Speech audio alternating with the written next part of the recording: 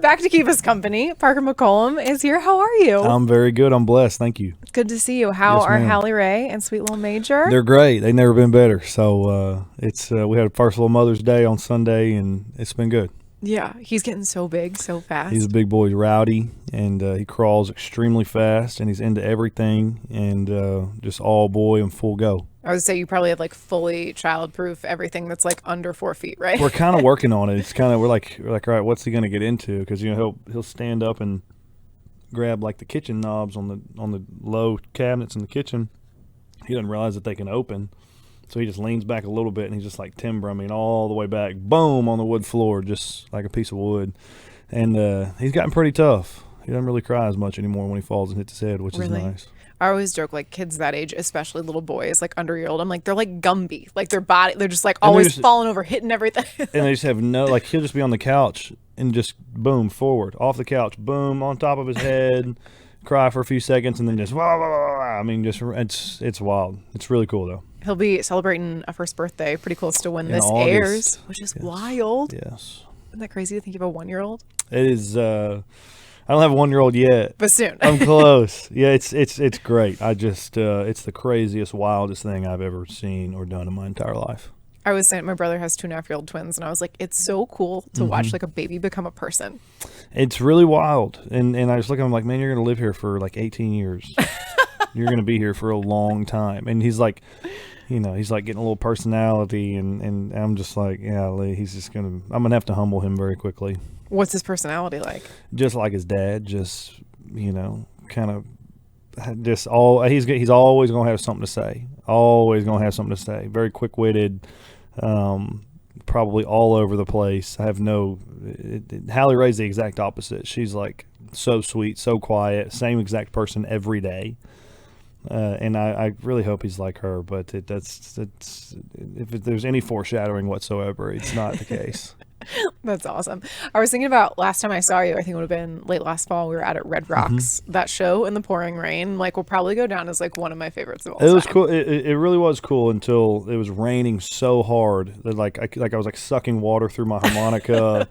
And my hands got super, super pruny, so they're just like tearing on the strings. You can't feel it was wild. And nobody left. That was the really cool part of it. Nobody left that show. I was blown away. Yeah, we had such a good time. It was funny. I was thinking about, we got back on the bus after that, and like I'm drenched. I remember one of the guys who'd walked out a little bit early was like, "You're not that wet," and I like took the sleeve of my dress and wrang it out, and he was like, yeah. "Oh my god." Yeah, I was unbelievably soaked when I walked into the green room. All the starch in my jeans had washed out. That was some serious rain. That was not a light drizzle. It was not at all. Well, let's talk about this new album, Parker McCollum, self-titled album coming out June 27th. Talk about why you wanted to, like, you get one self-titled card that you get to use. Why this album? I've actually thought about that. I think you could do Parker McCollum again as an album title. There you go. It just seemed like the right time. I'd always wondered when I'd do it, and one part of it is I didn't have any really like great album titles that I was in love with. I had a couple, and I had one that I was really big on, and then I kind of talked myself out of it and overthought it and backed out of it. But what was it? I really don't want to say. But okay, don't. It's okay. It's dumb. But this record was like, I feel like I finally figured out that just like being me is really what I should do as an artist. And I spent so much time trying to be a country singer and wanting to be a country singer and wanting to sound like country singers, and I'm just like, man, I just don't think that I do, and that's all right. I can just go, whatever it is that I do sound like, just do that. And that was really what the approach I took to this project, and so the self-titled thing just seemed a good time to slap my name on it. For sure. It's been 10 years this year since Limestone Kid came out. That's crazy. It's got to be wild. But you've said that this album will be the closest that you can get to that again. I think so. And when I say that, what I really mean is just, when I cut that record, I was just being me, and I was just a kid. I wasn't trying to be anything. I didn't know what to try to be. And then, I really spent a lot of time in those years after that record. Like, I wanted to be a country singer, and just the more time and the more I tried to do it, the less I was like, I just don't know if that's really what I really am, and that's okay. And so this record, I kind of feel like I took the same approach as I did that first record. I just knew I was doing it this time. The first time it was just, you have your whole life to write your first record and about 8 months to write every other one. So it just, I don't think it was me going to the studio saying I'm going to try to make another Limestone Kid record. It just so happened that both of those records, I was just being really, really real. Well, I know fans are really excited about it. Like even like I saw Hallie Ray had like posted confirming, like I can confirm this the Limestone Kid is she back. likes it. I was surprised. It's not really something that she likes like Ella and Megan Maroney and that's more her jam. So I was surprised that she dug it, but she does.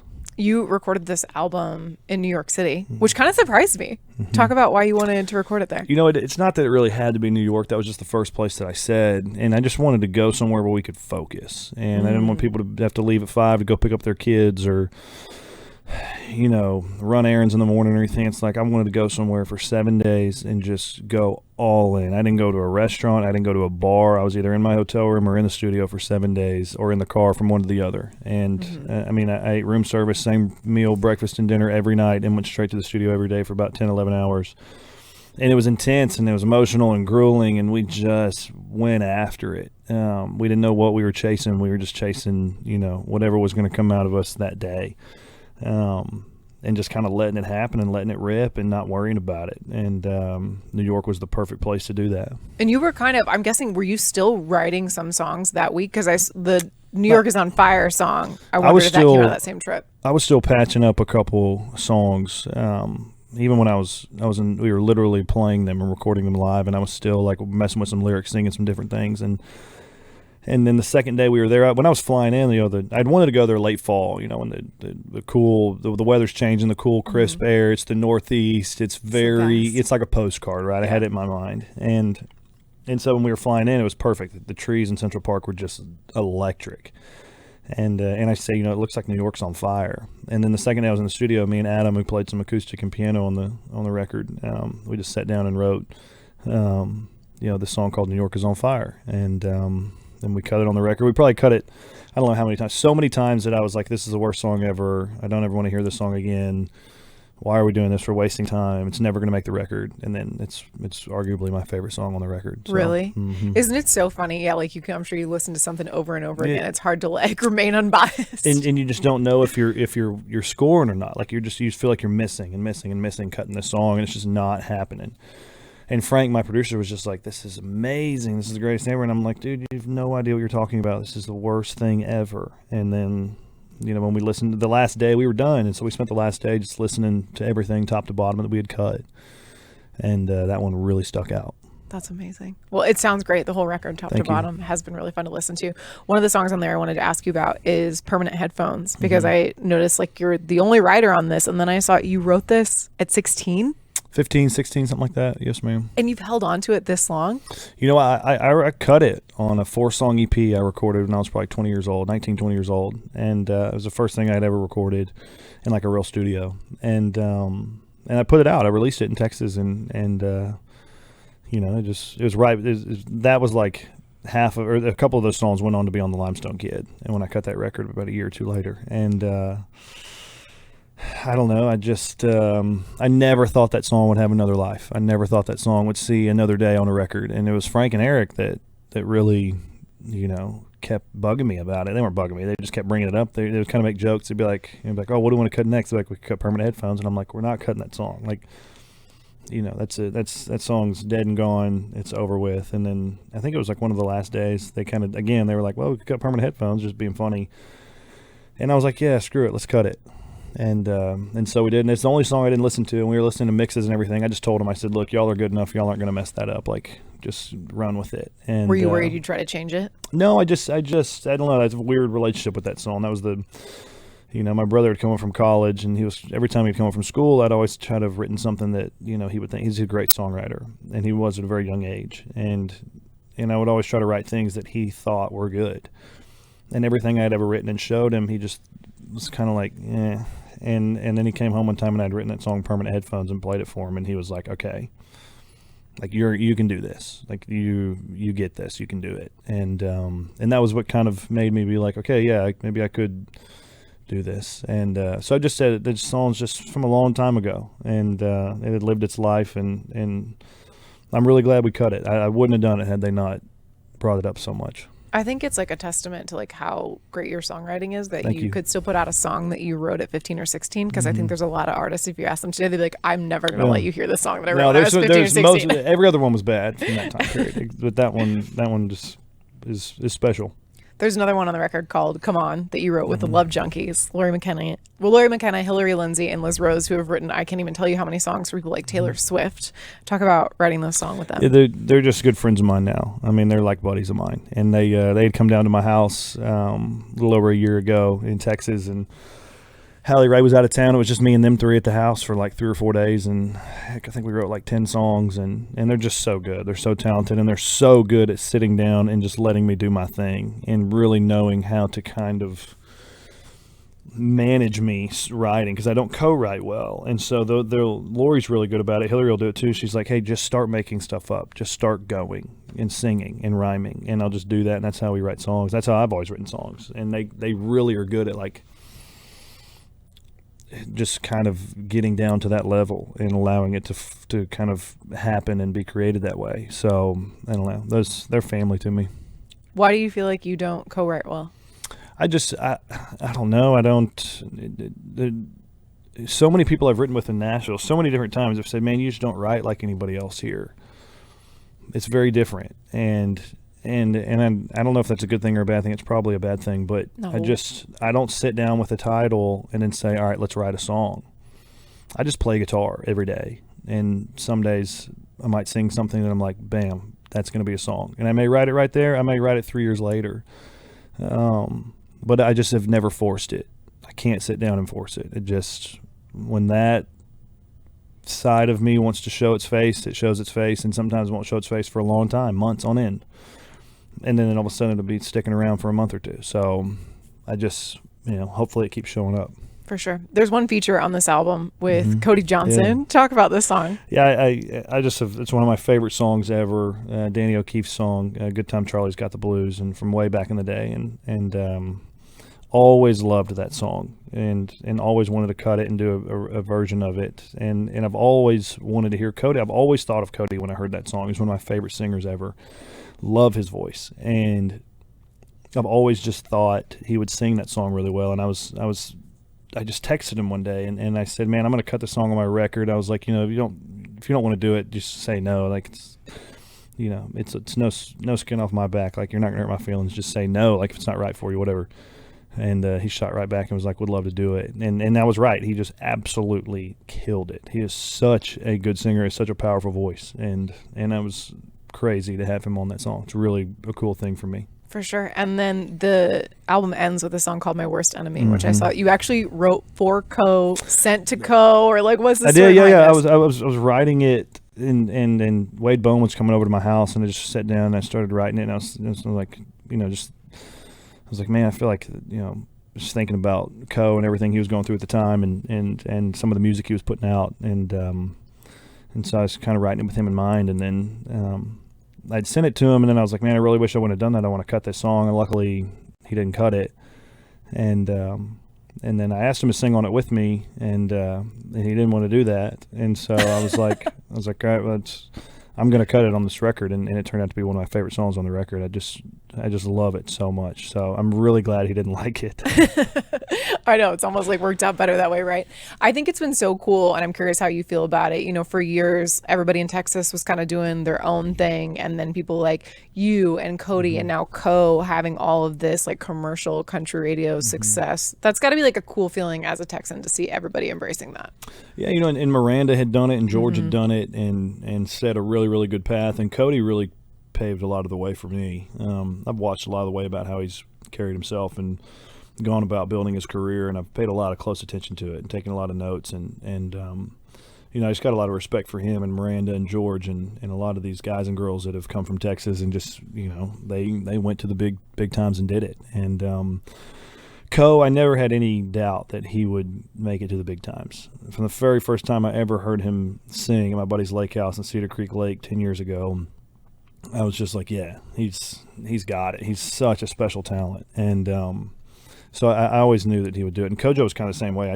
There was no question he was going to go on to do huge things. And I'm just glad to be, mentioned as a small part of that. Absolutely. When you said pave the way, it made me think about something that I feel like I've heard over and over recently is like, there's so many new young acts that are coming up. I can't hardly keep track of all of them, but your name has come up more than once recently. Like some of these really young kids, like the 20-year-olds who are like, I grew up on Parker McCollum. And I'm like, ooh, I wonder how Parker feels hearing that. Yeah, I definitely don't feel old enough to be that kind of an influence for people, but it is super flattering because when I think about how much I love the records from the guys that influenced me and how I still listen to them and I still go back to those records when I'm trying to figure out, what's next for me creatively. And, so hopefully, there's a song or two that does that for those kids. Absolutely.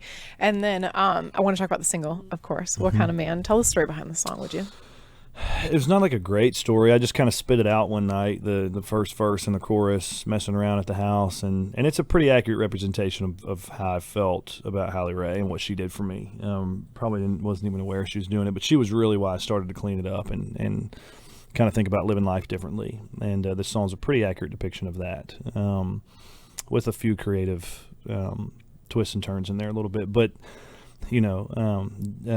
Natalie Hemby and Jeremy Spillman were at the house one day, and like I said, I'm bad at co-writing, and so I just said, hey, why don't we just finish this? And so we wrote the rest of the song together, and they just, they're so talented. I feel like it's so easy for them to write great songs, and I was glad to have them on this one. Mm-hmm. As your muse for a lot of songs, how does Halle, how did she feel about this song? I think she liked it. She's asked me forever, are you ever going to write songs that have happy endings? And I'm like, I just don't like those as much, but, this one's pretty close to that. I think it's not, nobody dies and nobody says goodbye, so we're getting closer this summer. You're going to be doing a bunch of shows with George Strait and Chris Stapleton. Talk about the time that you've gotten to spend with those guys. Yeah, I haven't spent any time with Chris, but George and I have spent a little bit of time together, and he's just unbelievably kind human being, just a really, really sweet man. And he's the king of country music. He's a living, breathing legend, and just the greatest to ever do it. And he just couldn't be more down to earth and genuine and kind. I feel like pretty consistently I hear people say nothing but like the greatest things about George Strait. Just so kind, just so down to earth and very sweet. Absolutely. You just wrapped up the What Kind of Man tour, and I always love to ask people, what is your day of show routine? Do you have any traditions, stuff that you do with the band? Is it the same every day, different? Are you golfing? No, sometimes I go play golf. A lot of times I'll go work out, try to get the blood pumping, just because you're sitting down traveling so much. Some days I'll sound check, some days I won't, but I do a little vocal warm-up before the show and then go out and let it rip. How are you guys passing time on the bus? Golly, I don't know. I feel like if you're on the bus, you're asleep. And then during the day, if the weather's out or weather's nice, you're probably not on the bus chilling all day. But like I said, we play golf, we play catch. We'll go work out. We'll jam in the green room. There's plenty of stuff to do on the road. For sure. I'm going to have you do just quick 30-second stories behind a couple of songs that we're going to play them while you're on. First, could you do the story behind Burn It Down? The story behind Burn It Down, that was with the Love Junkies. They were at my house one day, and I didn't have the melody. I didn't have anything about Burn It Down in my mind. I just kind of started thinking about, the simple concept of burning it all down and how, everybody's probably been there at some point in their life. Just wanting to start completely over. And it just popped out of nowhere. Just kind of started singing Burn It Down over and over and over again. And then, wrote that chorus. And, the Love Junkies are so good at just letting it flow and just making it, they don't force anything either. If it's there, it's there. If it's not, it's not. And they really understand that. And this song was no different. It kind of, and immediately, it's probably the only song I've ever written that immediately I was like, that's probably going to be a single. And then when we recorded it in the studio, I was like, that's definitely going to be a single. And it's one of my favorite songs to play every night. And the story behind Pretty Heart? Pretty Hard, I'd had the melody and the hook forever, and I'd forgotten about it, and I found it on this old video on Instagram from several years before, and I think it was one of my first co-writes ever in Nashville. It was the first time meeting Randy Montana, and didn't really know how to co-write, but I had this. The original line was, "What does that say about me? I could love somebody like you." And then I played it for Randy, and he really dug it, and we kind of just turned it into, "What does that say about me now that I've broke your pretty heart?" And crazy. I remember we wrote that song. I was like, we messed it up. Like that's not any good. And then, ends up being #1 double platinum song during COVID. We don't play a show the entire time, and here we are. The rest is history. Exactly. And then To Be Loved by You. To Be Loved by You. I was headed to the bus. Actually, I was driving a bus call. We were about to go on the road, and it was me and Hallie were dating. We got in a little argument, and I was just kind of frustrated. And I'd said out loud, God, what does a man have to do to be loved by that girl? And so I wrote that first verse and chorus and just kind of, messing around on the back of the bus playing guitar. And then I was in town writing with Red Akins, and I played it for him. And I was like, man, let's just finish this. Again, didn't want to start trying to chase some song that I don't know. I just never really liked doing that. And so we finished that, and I'll never forget, he called me one day and he was like, hey, did we write a song together called To Be Loved by You? And I was like, yeah, it's been on the radio for about 4 months, Rhett. And ended up being a #1 platinum song too. So shout out Red Akins. Thank you, bro. That sounds like Red. He's got too many #1 songs on the radio to keep track. That's great. Parker McCollum, thank you for coming in. Thank you very much. Appreciate you. It's so fun to listen to. I'm excited for everybody to hear it. Yes, ma'am. Thank you. Hey, it's Katie. Thank you for watching. See more interviews, performances, and more of your favorite artists by subscribing and downloading the free Audacy app.